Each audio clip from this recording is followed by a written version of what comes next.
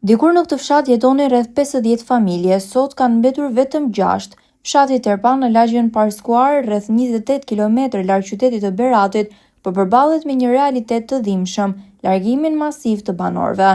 Ata pak që kanë zgjedhur të qëndrojnë merren kryesisht me blegtori dhe bujqësi, duke ruajtur ende traditat dhe prodhimet e zonës.